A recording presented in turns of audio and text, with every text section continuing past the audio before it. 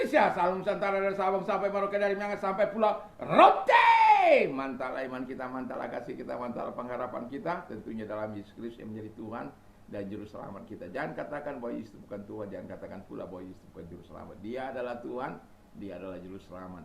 Kalau engkau percaya, engkau diselamatkan. Semoga Tuhan membuat kita memilih yang terbaik dalam hidup ini, karena Yesus sudah berkata, akulah jalan dan kebenaran dan hidup, tiada seorang sampai kepada Allah kalau tidak melalui aku. Dan keselamatan tidak ada dalam siapapun juga. Tidak ada keselamatan dalam siapapun juga selain di dalam Dia, Yesus. Karena di bawah kolong langit ini tidak nama lain yang diberikan kepada manusia olehnya kita diselamatkan. Karena begitu besar kasih Allah akan dunia ini, sehingga Ia mengaruniakan anaknya yang tunggal, supaya setiap orang percaya kepadanya tidak binasa, melainkan beroleh hidup yang kekal. Dan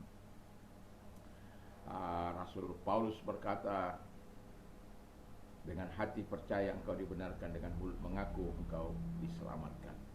Dalam Roma 10 ayat 9 dan juga 10. Ya. Puji nama Tuhan, semoga Tuhan menolong kita memilih yang terbaik. Dan selamat malam. Semoga kekuatan firman, kekuatan Roh Kudus, kekuatan doa, kekuatan iman, kekuatan firman menyertai kita dalam perjalanan kehidupan ini. Dan sebelum kita istirahat, biar kita rilekskan hati kita untuk mendengarkan renungan firman Allah. Tuhan Yesus memberkati. Mari kita berdoa. Terima kasih Tuhan Yesus, kiranya kami mau hidup di dalam terang Allah selama hidup kami. Dalam nama Yesus, haleluya. Amin. Saya akan membaca 1 Yohanes 1 ayat yang ke-5 dan ke-9. Dan inilah berita yang telah kami dengar dari Dia yang telah kami sampaikan kepada kamu. Allah adalah terang, dan di dalam Dia sama sekali tidak ada kegelapan. Jika kita katakan bahwa kita beroleh persekutuan dengan Dia, namun kita hidup di dalam kegelapan, kita berdusta dan kita tidak melakukan kebenaran.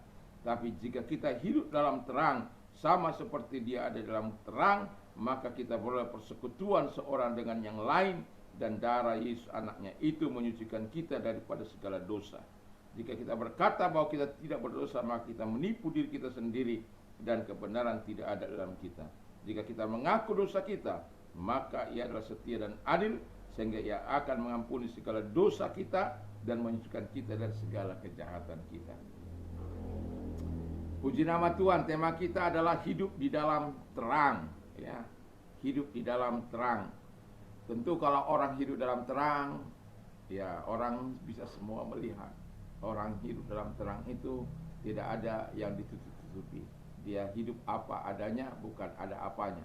Dia tidak hidup berkamuflase, dia tidak hidup dalam pencitraan, dia tidak hidup dalam motif-motif yang tidak tulus dan kudus. Dia hidup apa adanya untuk memberikan kemuliaan, karena dia akan membuat dirinya menjadi surat yang terbuka yang dapat dibaca oleh semua orang. Haleluya. Itulah sebabnya kita untuk bisa seperti itu, kita harus hidup dalam terang Allah. Nah, orang yang hidup dalam terang Allah tentu sesuatu yang sangat luar biasa, ya. Bukan karena kuat atau gagahnya kita bisa hidup dalam terang Allah, siapapun itu. Kita tidak bisa hidup dalam kekuatan kita untuk bisa menikmati terang Allah, untuk bisa menjadi terang Allah, selain orang-orang yang telah mendapatkan anugerah karunia daripada Tuhan. Itulah sebabnya yang masa pertama mau saya katakan, kita harus hidup dalam terang Allah. Alkitab mengatakan dalam Yohanes 8 ayat 12, di sana dikatakan, akulah terang dunia. Barang siapa mengikuti aku, ia tidak berjalan dalam kegelapan, melainkan ia akan berjalan dalam terang hidup. Haleluya. Yesus itu adalah terang hidup. Jadi kita berjalan dalam terang hidupnya Tuhan. Dan ketika kita dalam terang hidup Tuhan, kita tidak akan terantuk, kita tidak akan tersandung. Kita sudah pernah berjalan dalam kegelapan malam yang tidak bisa melihat terang sedikit pun, ya.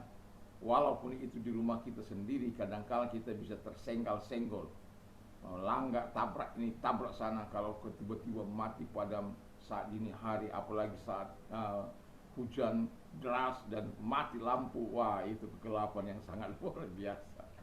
Dan kita itu meraba-raba ya untuk jalan. Tangan harus ada di depan secara pelan-pelan untuk mendapatkan sesuatu atau mencari senter dan lain sebagainya. Tapi orang yang dalam terang Allah, dia hidup dalam terang Allah. Sebab apa? Terang anak manusia itu ada dalam hatinya, ada dalam hidupnya, ada dalam pikirannya, ada dalam perkataannya, ada dalam segala tindak tanduknya. Sehingga orang melihat betul-betul ini adalah orang yang hidup dalam terang Allah. Nah, yang kedua kata firman Allah, kita harus hidup dalam persekutuan dengan Dia dan sesama. Ada orang katakan dia hidup dalam terang tapi menjadi persekutuan dengan Tuhan, menjadi persekutuan dengan sesama. Tidak suka berdoa, tidak suka bersyukur, tidak suka menyampaikan permohonan-permohonan kepada Tuhan. Dan kadangkala saya juga harus minta ampun sama Tuhan. Kenapa? Kadang-kadang lalai. Walaupun saya suka berdoa, walaupun saya suka membaca firman Allah, memperkatakan firman Allah, kalau sedang mempersiapkan firman Allah ini, kadang-kala bisa berjam-jam untuk bisa duduk mempersiapkan segalanya. Tidak lebih, tidak kurang, beberapa buku harus ada di karena kita tidak mungkin berbicara tanpa dalil.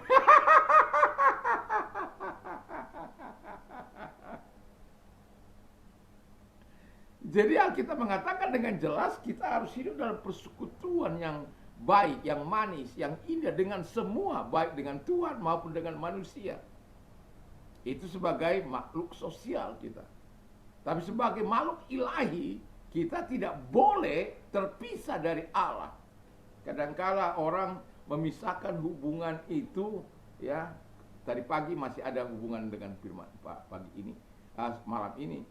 Ada banyak orang memisahkan hubungan itu dengan kehidupan sehari-hari, dengan perkataannya, dengan tindakannya, dengan perbuatannya.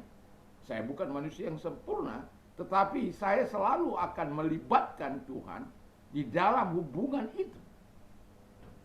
Kadang salah, iya, yang kita minta ampun. Kalau firman Allah katakan, kalau engkau berdosa, kau minta ampun.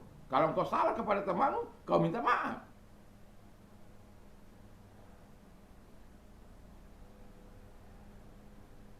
Kita bukan manusia super, sempurna, Bapa yang sempurna. Tapi dia mengatakan dengan jelas, hendaklah kamu sempurna sama seperti Bapamu adalah sempurna. Ini berbicara soal hubungan kita. Bagaimana kita mau sempurna kalau kita tidak pernah datang kepada Bapa, kepada Yesus, kepada Roh Kudus? Bagaimana kita bisa sempurna kalau kita tidak biarkan Dia tinggal dalam hati kita, dalam hidup kita? Bagaimana mungkin kita menjadi alat yang mempermuliakan Dia kalau kita tidak pernah membina hubungan dengan Tuhan? Saya tadi sangat membaca satu kisah bagaimana Yesus dengan perempuan Samaria. Itu kan ada kira-kira hampir 40-an ayat. Seolah-olah, ya saya mau katakan begini, bahwa ketika kita membangun hubungan dengan Tuhan, dengan Bapa di surga, ada sesuatu hal yang misteri mungkin kita dapatkan dari Tuhan. Satu contoh, misteri yang kadangkala waktu saya ada seseorang lalu kemudian mengguna-gunai seseorang, saya bisa lihat orang itu yang mengguna-gunai itu. Tapi nggak selamanya saya mendapatkan seperti itu.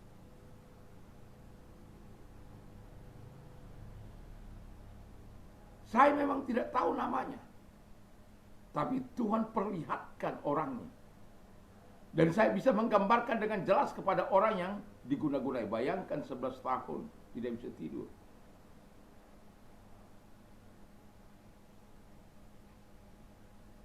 Artinya tidurnya sangat-sangat singkat. Selalu teraniaya, terlalu tersiksa. Dan saya melihat di ulu hatinya itu tertancap sebuah pisau.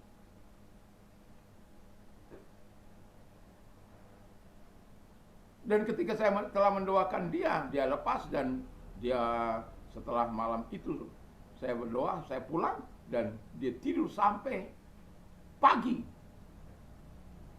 Dan ketika saya datang ke sana untuk bercerita soal apa yang saya lihat ini, tapi dia belum bangun. Istrinya takut karena belum pernah dia tidur seperti itu. Dia mengalami deep sleep-nya Tuhan. Dan ketika saya bercerita kira-kira 9:30 atau ya kira-kira segitulah. Dan kemudian saya bercerita tentang apa yang saya lihat. Lalu dia berkata, "Bapak kenal dari mana dia?" Ternyata dia temannya. Dan yang mau saya katakan dalam kisah itu, Tuhan membuat saya mengenang hal yang indah itu. Bagaimana tidak? Seorang wanita, lalu kemudian dia berkata, meminta air hidup itu, lalu dia berkata, panggil istrimu. Panggil suamimu. Ya, jadi panggil suamimu. Oh, saya nggak punya suami. Ya betul, kau sudah 5 kali menikah. Suamimu yang sekarang, yang ke-6 itu bukan suami gelap. Suami kumpul kebo. Dalam hal ini kau berkata benar. Dan wanita itu setelah mendengarkan itu dan dia pergi ke kota dan membawa jiwa sebanyak-banyaknya untuk datang kepada Yesus. Ya mau saya katakan apa sih yang membuat saya tertarik begitu luar biasa? Di mana mereka atau wanita ini mengalami sentuhan tentang kebutuhannya.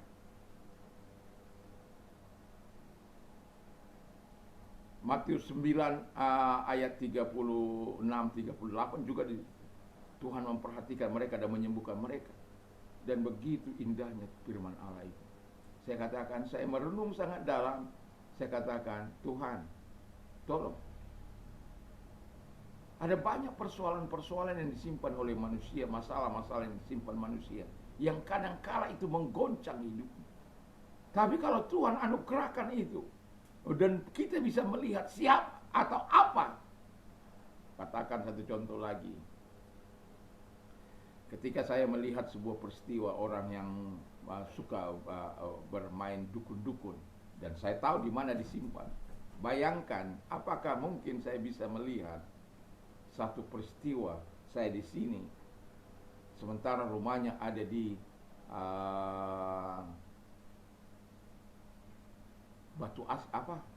Batu Raja, Sumatera Selatan. Impossible. Tapi saya dapat bisa melihat dengan jelas di kamarnya itu, di bawah tempat tidurnya itu. Anda bisa bayangkan itu.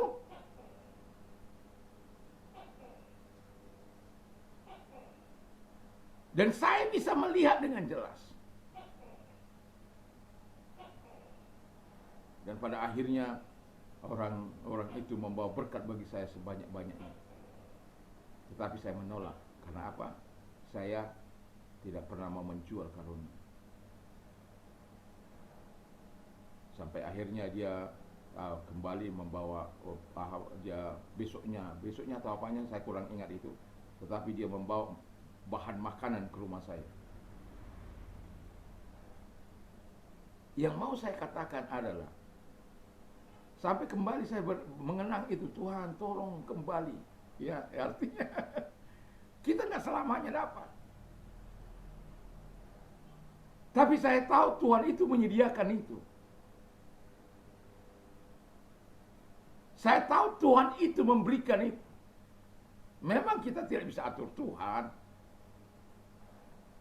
Ketergantungan kita kepada Tuhan itulah yang sangat penting. Dan itu hanya kalau kita memiliki hubungan sepanjang kehidupan ini, dalam lingkaran hidup ini. Tidak dibatasi saat engkau berdoa, tidak dibatasi saat engkau beribadah, tidak dibatasi saat engkau ada di satu lingkungan. Seluruh rangkaian kehidupan ini harus terkait dengan dia. Dan itu saya bilang begini, Tuhan tolonglah, supaya apa yang mungkin saya lupakan selama ini bisa kembali untuk terus bersama dengan dia. Saya bukan sekali dua kali untuk mendapatkan itu. Ketika saya tiba-tiba di kamar doa, lalu Tuhan katakan, ingatkan itu. Ada teman saya bernama Seth dari Rote itu. Dia sudah tua menyerahkan diri kepada Tuhan. Lalu kemudian dia menyerahkan diri tapi tidak sepenuhnya. Dia khawatir bagaimana anak istrinya bisa hidup, karena dia tulang punggung, tapi Tuhan memanggil dia. Ketika itu saya lagi berdoa, Tuhan suruh untuk naik ke atas lantai 4, dan saya tegur dia. Enggak main-main saya menegurnya. Tubuhmu ada di sini, tapi pikiranmu ada di Rote sana. Terus dia bilang, "Papa ini apa?" Gitu ya. Dia panggil apa walaupun saya masih muda. Oh sorry, dia, kamu apa sih? Kamu, saya bilang, saya lagi berdoa di bawah. Tuhan suruh tegur kamu. Lalu dia bilang, dari mana kamu tahu apa yang sedang kamu saya pikirkan? Sekarang kamu telepon istrimu, supaya kamu supaya kamu tenang ada di sini. Lalu dia telepon istrinya, dan semua sudah dipelihara oleh Tuhan. Begitu indahnya Tuhan. Tetapi saya mau katakan, itulah akibat hubungan dengan Tuhan. Jadi hidup di dalam terang. Yang terakhir, kita harus tetap dalam kebenaran. Dan kita harus tetap dalam kebenaran, bukan hidup di dalam dosa, bukan hidup dalam kegelapan, bukan hidup dalam kejahatan, tapi dalam kebenaran. Dan semoga kita betul-betul hidup dalam terang Allah, supaya kita bisa menikmati kasih dan kuasa-Nya sepanjang umur hidup kita.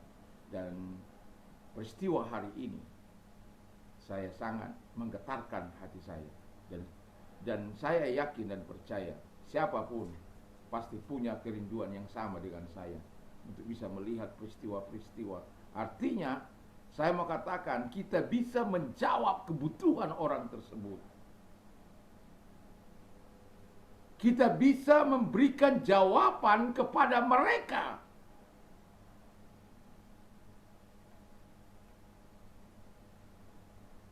Dan kalau itu kita mau lakukan, hiduplah dalam terang Allah. Semoga kita mendapatkan karunia-karunia indah dari Tuhan, sehingga kita dapat menyampaikan terang Allah itu kepada manusia. Banyak masih manusia yang membutuhkan terang Allah itu. Selama kita hidup dalam dunia ini, Tuhan berikan anugerah, Tuhan berikan napas. Mari lakukan yang terbaik bagi kemuliaan Tuhan. Kita tunduk kepada dan kita berdoa. Terima kasih Tuhan, kiranya Tuhan menolong kami mau hidup dalam terang. Kami bersyukur. Dan kalau engkau sakit, kami perintahkan segala sakit penyakit yang ada dalam dirimu, dalam pikiranmu, dalam hatimu, dalam nama Yesus keluar. Sakit fisik, sakit rohani, dalam nama Yesus sembuhlah engkau oleh kuasanya, oleh bilu-bilunya engkau sembuh. Beri ketenangan bagi mereka yang stres, dan Tuhan menolong mereka. Terima kasih Bapa di surga, kami bersyukur, kami berterima kasih, dan biarkan Tuhan menolong dalam nama Yesus Kristus. Dan kami juga berdoa, kiranya Allah yang dahsyat, Allah yang luar biasa senantiasa menyertai. Dan bagi mereka yang mengalami penderitaan apapun, Tuhan memberkati mereka, Tuhan menolong mereka di dalam nama Yesus Kristus.